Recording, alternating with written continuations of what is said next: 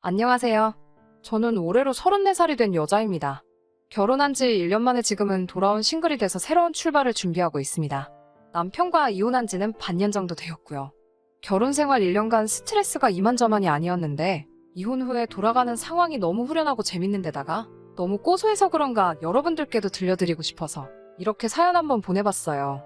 제가 33세 결혼을 했으니 요즘 같은 시대에 늦었다고 하기도 뭐하지만 빠른 편도 아니었어요. 원체 제가 결혼을 꼭 해야 한다는 생각도 가지고 있지 않아서 하게 되면 하는 거고 말게 되면 마는 거라는 식으로 제 일에 열중하면서 살고 있었습니다. 그렇다고 해서 제가 비혼주의자까지는 아니지만 결혼 자체에 부정적인 생각이 있어서 서둘러서 하고 싶지는 않았습니다. 어찌되었든 평생 남으로 살아온 사람과 가족이 되는 게 결혼인데 여기 올라온 다른 사연들만 몇 개 들어도 알 수 있듯이 가족이 된다는 게 결코 쉬운 일이 아니잖아요. 제가 제 배우자만 좋다고 해서 꼭 행복하리란 보장이 없는 데다가 의견 충돌로 일어나는 스트레스 같은 걸 감당할 자신이 없었어요. 엄마는 그런 저를 보면서 제 생각이 틀렸다고 나이 먹으면 저도 생각이 달라질 거라고 했는데 그런 생각이 한 번도 변한 적은 없었어요. 그런데 제가 한두 살 나이를 더 먹게 되고 나이 먹어가면서 회사 일에 열중하다 보니 점점 꾸미는데도 관심이 떨어지고 하니까 제가 진짜로 결혼을 못하게 되는 건가 싶어 엄마도 안달이 나셨었나 봐요. 어느 날엔가 저한테 아는 사람을 통해서 선자리 비슷한 걸 만들어놨다고 하시며 워낙에 간곡하게 부탁하시길래 한번 져주는 척하면서 그 자리를 나가게 되었어요. 그때 만난 사람이 저의 전 남편이었죠. 저도 제가 그렇게 결혼하게 될 거라고는 상상도 못했어요.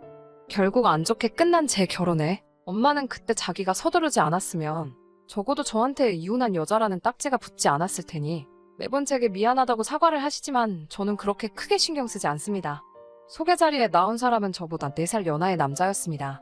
소개 자리에 나가서야 그 사실을 알게 되었고 저보다 어린 남자라고 제가 부족하다거나 한 것도 아닌데다가 그때도 등 떠밀려 나온 자리다 보니 잘 해보려는 의지가 없어서 그냥 그 자리가 끝나면 정중하게 거절할 요량으로 나갔었어요. 남편과는 간단히 자기소개를 주고받고 대화를 나누는데 당시 남편도 별로 의욕이 없어 보이더라고요. 그때는 막연히 제가 자기보다 나이가 많은 여자라 실망했는가 보다 싶어 기분이 썩 좋지만은 않았는데 사실은 그게 아니었어요.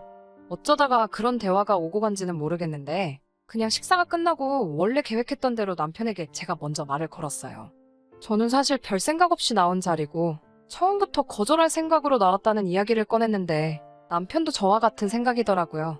사실 자기도 결혼 생각은 딱히 없는 사람이고 남편의 부모님이 통사정을 하는 바람에 등 떠밀려 나온 자리라고 말을 하더라고요.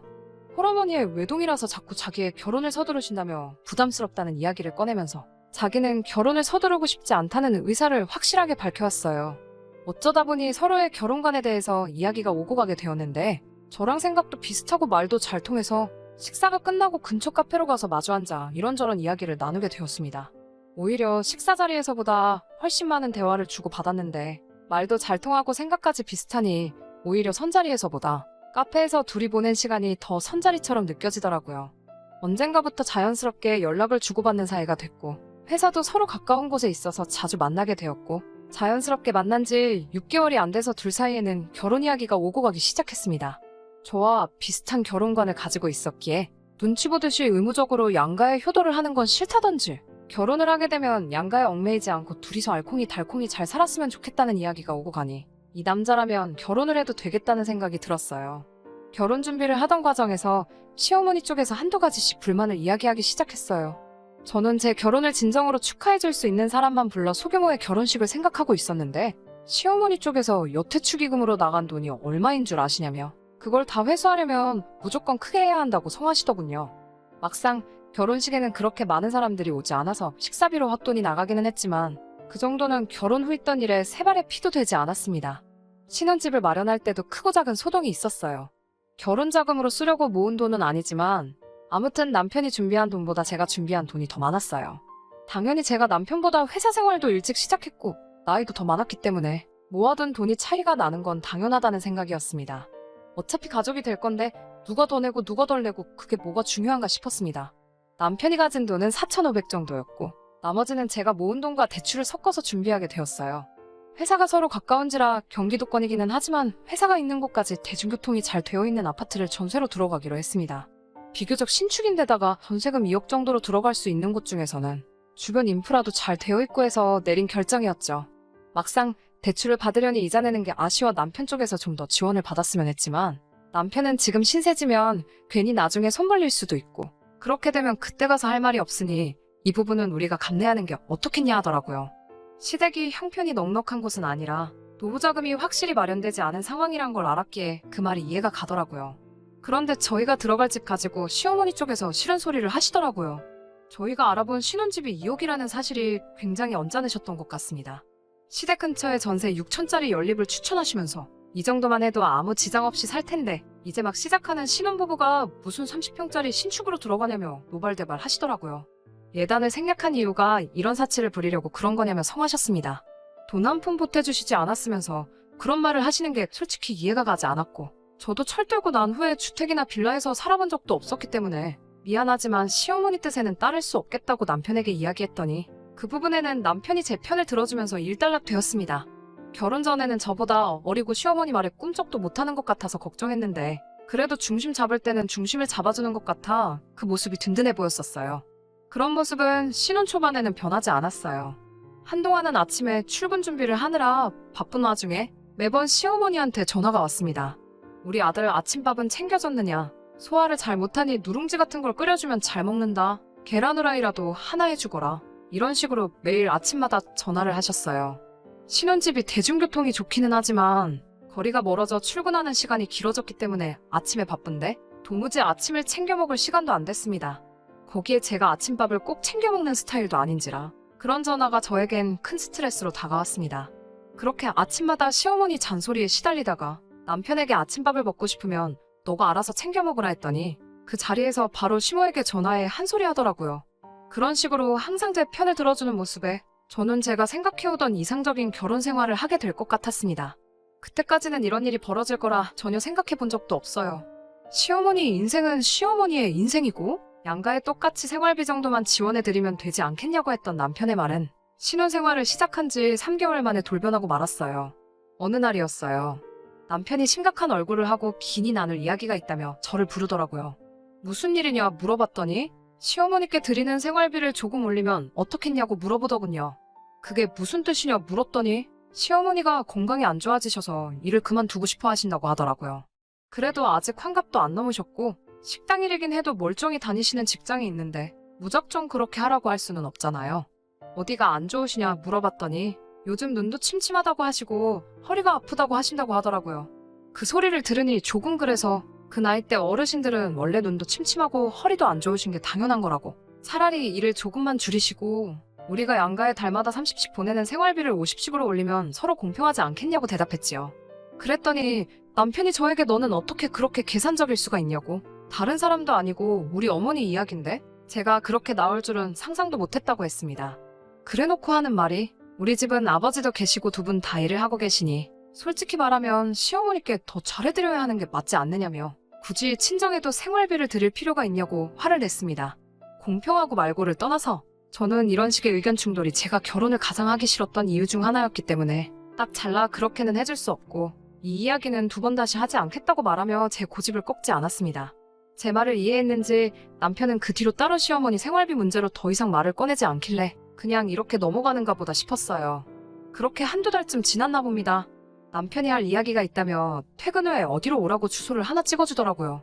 위치가 시댁 근처였어서 조금 쎄한 느낌을 받았는데 역시나 그 자리에는 남편과 시어머니가 미리 만나서 저를 기다리고 있었습니다. 무슨 일이냐 물으며 자리에 앉는데 남편은 대뜸 저에게 시어머니 봉양 문제에 대해서 말을 꺼내더라고요. 생활비 정도의 할도리만 한다면 부모 자식의 삶은 각자 따로 사는 삶 아니겠냐며 그동안 제게 해왔던 말들이 무색하게 남편은 이제 어머니가 노쇠하시고 힘에 부처하시니 제가 회사를 그만두고 시어머니를 제가 모시는 게 좋겠다는 이야기를 꺼내더군요. 무슨 소리를 하는가 어이가 없어서 아무 대답도 안 하고 있는데 시어머니가 나서서 하는 말은 더 가관이었습니다. 너네가 신축 아파트 생활도 1년이나 했으면 충분히 한 거라고 허용과 사치는 그만 부리고 이제 지금 살고 있는 그 아파트 전세를 빼서 아예 시댁으로 들어와서 살라고 하더군요. 그러면서 나이가 34시면 이미 노산이라면서 하루라도 빨리 아이를 가져야 하지 않겠냐는 말까지 꺼냈습니다. 전세금을 전부 빼면 제가 5년 정도 일해서 벌 돈이 수중에 생기는 거고 그러면 당장 일을 안 해도 되는 것 아니겠냐고 저를 설득하려 하시더군요. 집도 작아지니 둘이서 하면 집안일도 금방 끝날 것이고 같이 살다가 아이가 생기면 번갈아 가면서 아이를 보면 되니 저한테도 좋은 조건이 아니냐고 했어요. 아직 아이를 가질 생각도 없다는 사실을 말씀드리니 자기가 애를 봐주겠다는데 그게 무슨 말도 안 되는 소리냐고 대본에 대답하시더군요. 아이를 봐주면 제가 시모에게 달마다 200만 원은 줘야 하는데 집안일을 같이 하는 대신 공짜로 봐주는 거라며 저보고 그렇게 계산적인 애가 이런 계산은 왜 이렇게 하질 못하냐고 궁시렁대시더라고요. 그래도 남편의 어머니이니 최대한 정중하게 거절을 하려고 했는데 듣다 하니까 머릿속에서 뚝 하고 이성의 끈이 끊어지는 소리가 들리는 것 같았어요. 곧바로 시어머니에게 한마디 했죠. 그러면 어머님께서 말씀하신 대로 하겠다고 신혼집 전세도 빼고 아이도 최대한 빨리 만들겠다고요. 단 저는 회사도 그만두지 않을 거고 시댁으로 들어갈 생각은 추호도 없다고 말했습니다. 남편이 제 말에 반박을 하면서 그러면 애는 누가 보고 그 비용은 어떻게 감당할 거냐며 어머니가 시키는 대로 하자고 말을 했어요. 저는 남편에게 넌 조용히 있어 하며 손에 들고 있던 물컵을 들어 남편 얼굴에 끼얹어버리고 시어머니 보는 앞에서 따박따박 제가 하고 싶은 말을 했습니다. 전세를 빼면 신혼집에 각자 들인 돈만큼 정확하게 나눠 따로 통장 관리를 할 거고 시댁으로 들어가는 게 아니라 친정으로 들어가는 게 맞다고 말했어요. 친정이 우리 두 사람 회사에서도 더 가깝고 집도 훨씬 더 크고 빈방도 많으니까요. 그리고 아이는 친정엄마가 돌보실 테고 저는 회사를 계속 다닐 수 있으니 그게 더 이득이 아니겠냐고. 그리고 그렇게 되면 친정의 생활비까지 포함해서 한 달에 300씩 드릴 거라고 했죠. 시어머니는 얼굴에 물을 맞고 상황 파악을 못하는 남편은 신경도 쓰지 않고 제 말이 끝나자마자 지금 우리 아들을 대릴 사위를 만들려고 하는 거냐며 발악을 하시더군요. 저는 할 이야기 다 끝났으니 그게 싫으면 그냥 이혼할게요 하고 자리에서 일어났습니다. 나가기 전에 목이 타서 물 한 컵을 더 따라 마시고 나왔는데 제가 컵을 손에 쥐는 순간 시어머니가 그 모습을 보고 움찔하시더라고요. 아마 제가 시어머니한테도 물 한 컵 끼얹으려고 했나 싶으셨나 봐요. 그날 저녁 저보다 늦게 돌아온 남편은 앞뒤 다 자르고 사과 한마디 없이 제 앞에서 화를 내더군요. 어떻게 사람 많은 곳에서 그런 망신을 주냐며 그리고 어떻게 자기 어머니한테 그럴 수 있냐면서요. 입장 바꿔 장모님이 같은 상황이라면 자기는 그렇게 했을 거라고 말도 안 되는 소리를 하더군요. 남편에게는 그렇게 엄마가 좋으면 너 혼자 나가서 너네 엄마랑 살라고 소리치고 남편을 집 밖으로 내쫓았습니다. 남편은 끝까지 시어머니 봉양하기를 포기하지 않았고 그렇게 서로의 의견을 조율하지 못한 채 한 달 뒤에 저희는 합의하에 이혼을 하게 되었습니다. 결혼할 때 들었던 비용은 전세금을 빼서 처음에 들어간 돈 그대로 똑같이 나누었어요. 저는 다시 친정으로 들어가게 되었고 그 뒤로는 시댁이나 남편과는 따로 연락을 한 적이 없습니다. 하지만 이렇게 모든 일이 끝이 났다면 제가 이 사연을 보낸 이유가 없겠죠?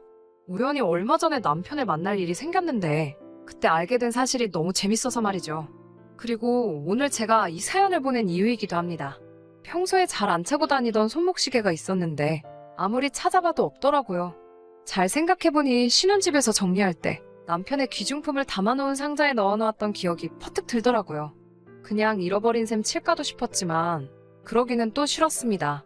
전 남편에게 단돈 1원도 더 주고 싶지가 않았으니까요. 그날 야근하면서 한참을 고민하다가 퇴근길에 시댁에 들리겠다고 남편에게 연락을 했어요. 지금 그쪽으로 가고 있는 길이니 제 시계를 받아가야겠다고요. 그런데 남편은 시댁이 아닌 처음 보는 주소를 저에게 불러주더라고요. 그 위치는 남편의 회사가 있는 데서 15분 거리도 안 되는 곳이었습니다. 역에서 내려 시장 쪽 골목으로 들어가니 원룸 빌딩이 질비한 곳이 나오더라고요. 한참을 헤매다가 남편에게 전화를 걸었습니다. 남편은 그 수많은 원룸 빌딩 중 한 곳에서 추레한 차림으로 나오더군요.